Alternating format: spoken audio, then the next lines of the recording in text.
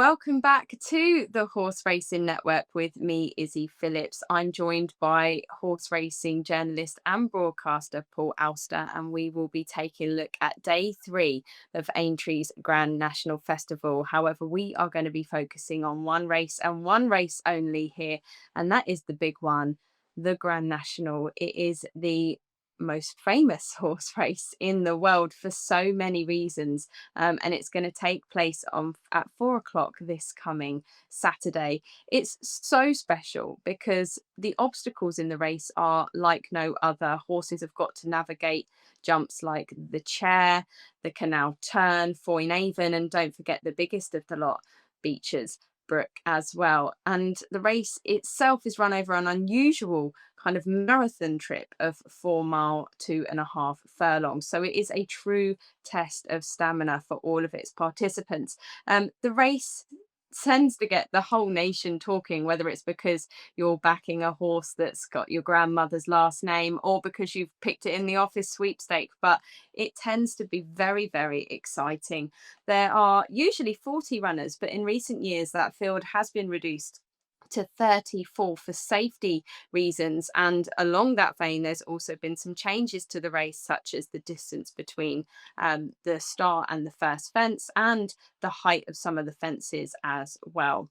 The Grand National weights were released back on the 11th of February now, and there's been plenty of speculation about who's actually going to get into that final field of 34 runners. We've had quite a few that have perhaps then gone on and won Grand National trials over the last couple of weeks that look like they potentially won't get in. So a bit of interesting kind of speculation there. One thing's for sure, though. Whoever does get into that final field of 34 will want to be taking home that massive winning pot of £500,000. So that is clear that that is £500,000 to just the winning connections. Since the first running of the Grand National in 1839, that was interestingly won by a horse named Lottery, there have been 30 favourites that have won. 8 of those have been since 1990. In the last few years, we've had 3 out of the last 5 favourites have won. So some are saying because of that the race itself, with all the changes, is becoming a bit easier for those high class horses to go and win. But the race is also perfect because of the size of the field for those each way bets. So for those of you that don't know, that is where you might think the horse can win, but you actually think that they're likely to get a place. And many bookmakers across the course of Saturday will be offering kind of varying offers with their places. So if you do intend to have a little wager, do look out for the kind of best places. Some pay up to the first 10 in some cases. So do make sure you take a look at those T's and C's. Enough of the context then, Paul, really. Let's get into some of the runners. I'm going to steer it a certain direction first because there's one horse I feel I want to talk about, even though I feel really sad because I don't think he's going to get in. And that for me is Mr. Van Gogh. I He's well fancied at the moment, and I personally feel if he was guaranteed to get into the field, he would actually be favourite for this year's Grand National because he's just been absolutely fantastic. He is a stamina king. What's your thoughts on the sort of the disappointment and the heartache that comes along with being Mr. Van Gogh? Well, it would be great to see him get into the race, but it does look as if, I think he's number 49 in the list, and there's already been 3 come out above him, so he's got that little bit more of a chance. But I think even if he were to get into the race, I have to be honest, and he's a horse I absolutely adore because I'm a big fan uh, of connections there. Really, I think Sarah Bradstock is terrific. She's of course Lord Oakes's daughter, and she actually rode a horse for me at Ascot back in the 1980s, believe it or not. She rode the horse, came 5th um, on King George Day at Ascot in the summer meeting, a horse called Roman Quest. Anyway, that's a another story, but she's done wonders with this horse, Mr. Van Gogh, but he is a thorough stayer. He's really, essentially, he's at his best when it's hot, deep mud. And I think although he won terrifically well last time out, on better ground. I think at this level, with better quality horses, he might just be done for toe if he does get his chance. But I think he'll certainly be a sight to behold jumping round, and it'd be great to see Sarah have a runner in the race. It'd be terrific. Another that I really like the look of, Paul, is Beauport for the Twiston Davis team. They look like they're going to potentially have two runners in the field because they've also got Broadway Boy as well. I personally love the way he's been campaigned this season. He's kind of had a bit of a mix because he's done a little bit of work on hurdles, a little bit of work over the chase. So they're kind of keeping his speed and his stamina up, which on this good ground will be a key thing. Obviously, Sam Tristan Davis looks like he's going to be on board, and that is the preference for him, although not announced yet. Obviously, riding for his father, Nigel himself has already had two winners in the race with Bindery, oh, good old Bindery, and Earth Summit. So they do know what it takes to win this race. Could this be the year for them as a team? Obviously, they've had quite a quiet Cheltenham, quite a quiet season in general. I mean, Sam has had a great number of winners in that David Power Jockeys Cup, but the stable haven't quite had the starlights of old. No, that's true. They don't have the strength in depth that they had, even a few seasons ago. But Nigel Twiston Davis has got a marvelous record at Aintree, not just with his winners. He's had other horses run very well in defeat. And I think, if I'm not mistaken, Beauport is owned by the connections that owned Aldeniti. I think, was it Aldeniti that I'm thinking? Certainly, they've had a previous Grand National winner, and so I think this is a big story that you could wrap around this one, because it's 40 years or so since that horse won the national. So if the same owners involved were to come and have a winner there, that will be something special as well. Um, he's got a bit of class about him. That's why he's rated 156. Unlike Mr. Van Gogh, he's a certainty to get in. And he stays well. He's won over nearly 3 3/4 miles in the past. And also, he goes on decent ground. So, Beauport is a horse that has a lot of ticks in the right boxes. And it wouldn't be a surprise to me to see him attracting quite a lot of support on the day itself, when the markets are incredibly dynamic, and there's bags of money flying in for all sorts of horses. I mean, obviously, going back to Aldeniti, it really does just get you quite excited for the race, doesn't it? Thinking about those previous winners and, those fantastic performances. And obviously, Aldeniti didn't necessarily follow it up with other wins, but you had horses like Red Rum who did. And only five horses ever in history have won back to back Grand Nationals. And we've got I Am Maximus lining up here, bidding to do just that after his win last year for Willie Mullins. Do you think he could make it two in a row? How do you rate his chances?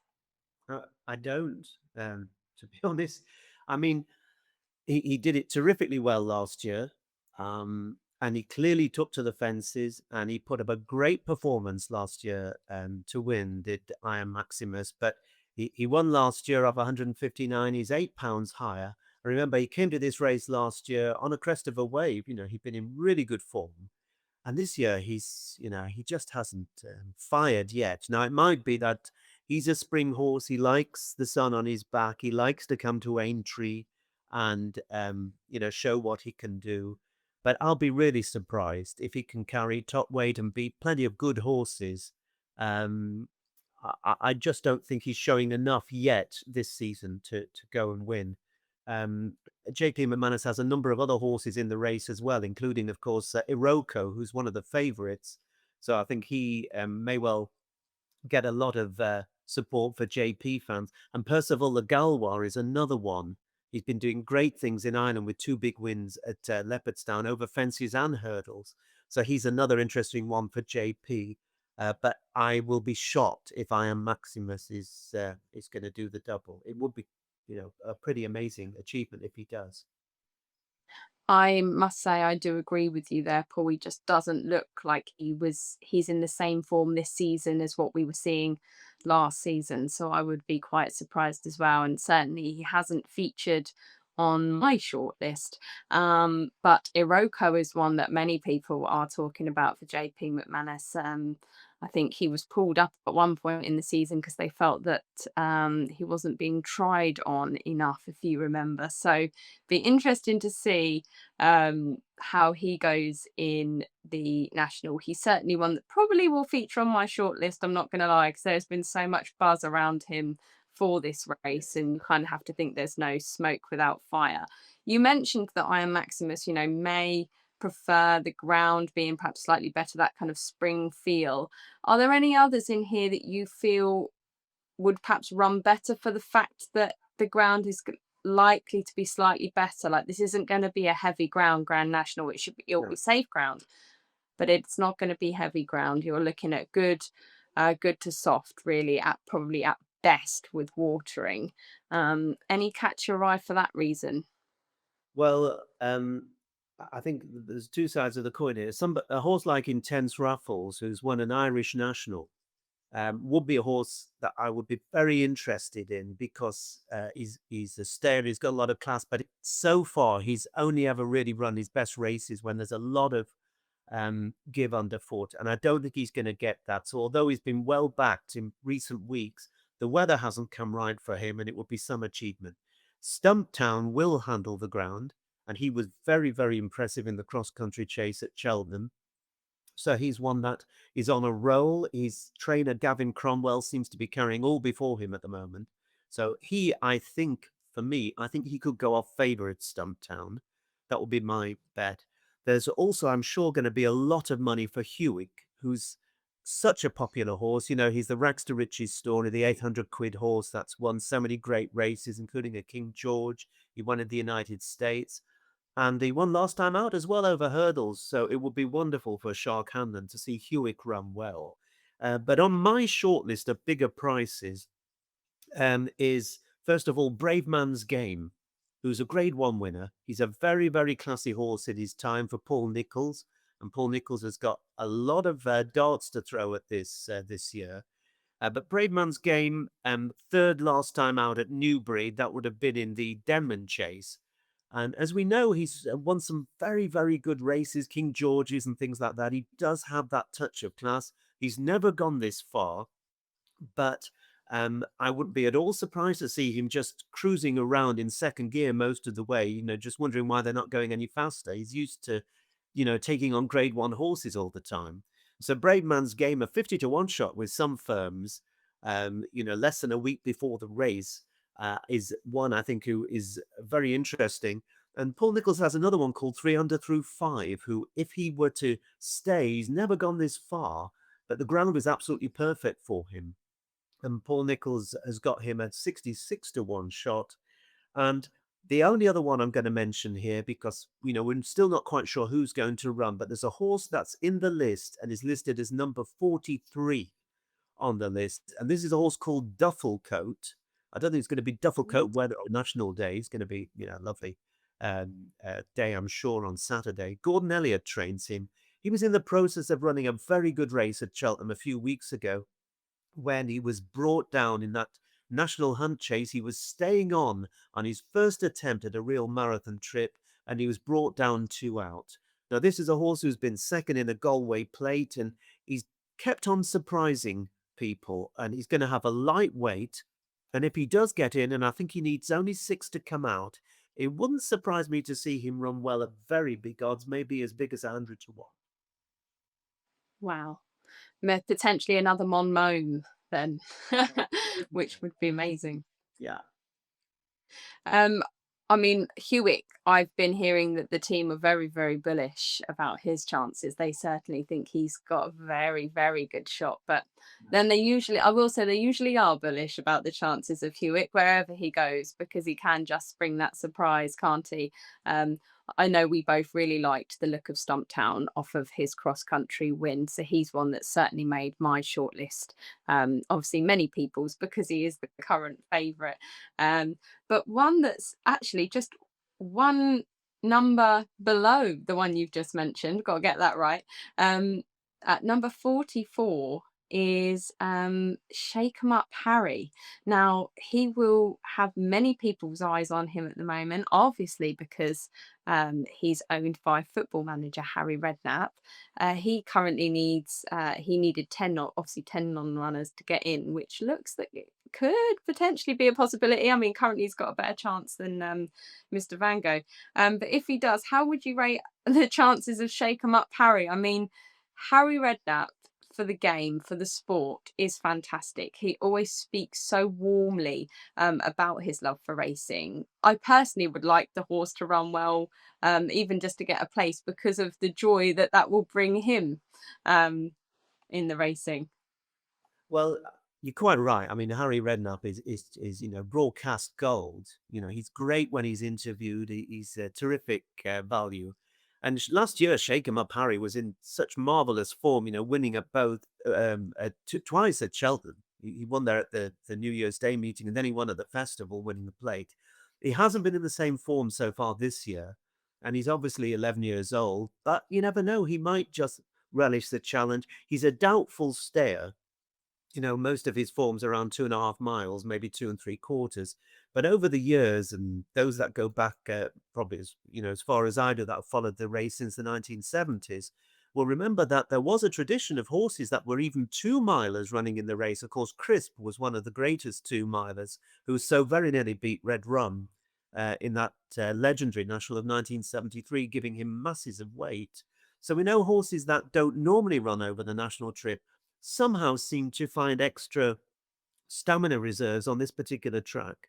So I wouldn't rule out Shake 'Em Up Harry running a big race, but I've just got a feeling that he might just start to paddle a bit. If he has been up there, he might start to paddle a bit when they come across the Manning Road for the final time. But it would be great for Harry Redknapp, to have a shout. I'm sure Alex Ferguson, for football fans, he's going to have maybe at least one horse, I think, in his colours running in the race. So he'll be getting plenty of publicity as well if he does have a runner. I think he was involved in one of them, if not as a main shareholder. But Harry, I think everybody loves Harry, so they'd be thrilled if if he were to have a horse finish in the first four. Love it. Love a good battle of the football managers at Aintree on Saturday, that's for sure. Right, Paul, I think we need to wrap things up. So I'm going to put you on the spot here. I'm going to give you my shortlist. I'm going to stick three on my shortlist Okay. for the national, and then I'll ask you for yours. So I'm going to keep Beauport and Stumptown on there, and I am going to keep Mr. Van Gogh on there just because if you don't put positive thoughts out into the universe, positive things won't happen. So they would be my current three. What about you?